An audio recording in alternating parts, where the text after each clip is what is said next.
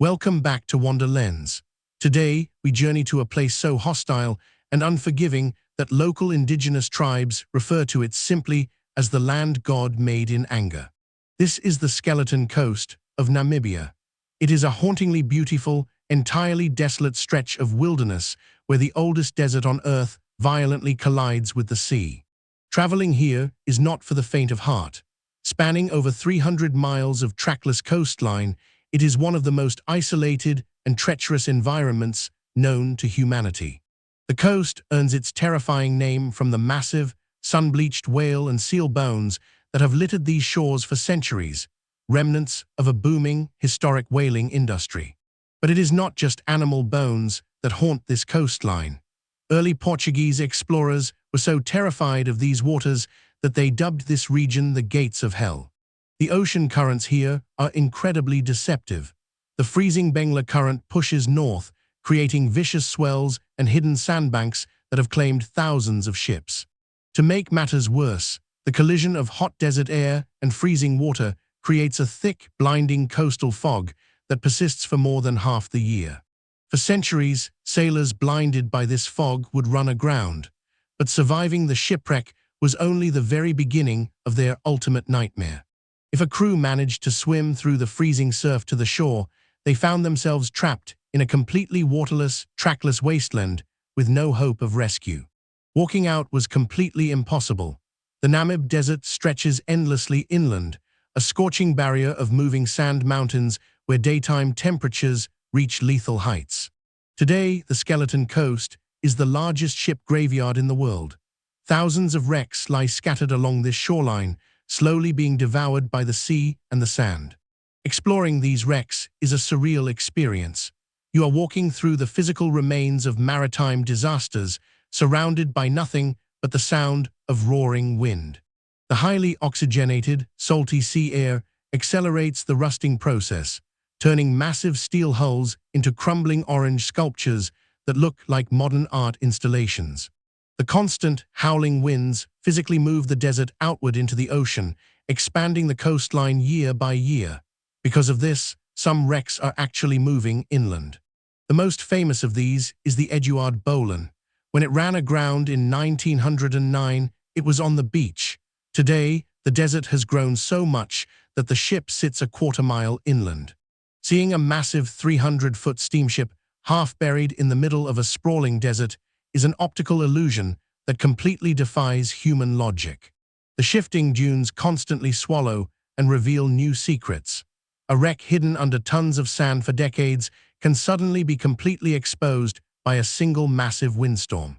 One of the most legendary disasters here was the Dunedin Star in 1942.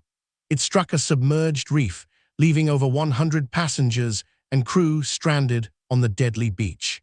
The rescue mission became a disaster itself. A tugboat sent to save them was wrecked, and a rescue plane sent to drop supplies crash-landed in the salt pans.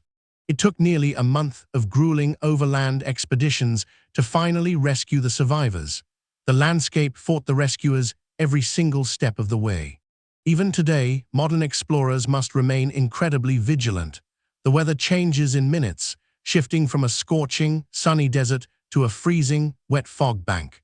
When the wind finally dies down and night falls, the true magic of the Skeleton Coast emerges. With zero light pollution for hundreds of miles, the Milky Way blazes overhead. While it seems like a dead zone, this desert is secretly teeming with life. As dawn breaks, tiny beetles climb the dunes to catch the fog. They harvest moisture directly from the mist. The fog that doomed so many human sailors is the exact lifeblood that sustains the miraculous ecosystem of the Namib. This moisture supports an incredible food chain. The coast is patrolled by rare brown hyenas, solitary scavengers that walk for miles along the beach looking for washed-up seals. Black-backed jackals also comb the shoreline. They have completely adapted their diet from hunting on the savanna to scavenging whatever the freezing Atlantic Ocean spits out. Further inland, the landscape is scarred by ephemeral rivers, deep canyons carved by water that only flows once or twice every decade. These dry riverbeds are the highways for some of the world's most resilient megafauna. Meet the desert-adapted elephants of Namibia, a true marvel of evolution. Over generations, they have evolved smaller body mass and longer legs to cross massive sand dunes. They can survive for days without drinking a single drop of water. They pass down a mental map of underground springs through generations. They dig deep into the dry riverbeds, creating small water holes that sustain all other desert wildlife. But the elephants are not the most surprising predators here. Following the dry riverbeds toward the ocean, we find tracks belonging to an absolute ghost of the desert. These are the legendary desert-adapted lions. Driven to the absolute brink of extinction, a small, highly guarded population has learned to survive in this barren wasteland. Forced by a lack of inland prey, these lions have learned an entirely unique behavior. They walk miles to the coast and actively hunt marine life right on the beach. Their primary target is located just down the coast at Cape Cross.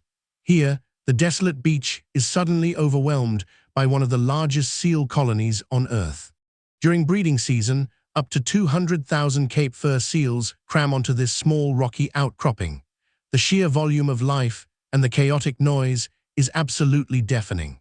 The seals thrive here because the freezing Bengla Current is incredibly rich in nutrients, supporting massive schools of fish just offshore. But this abundance of life attracts every predator for miles.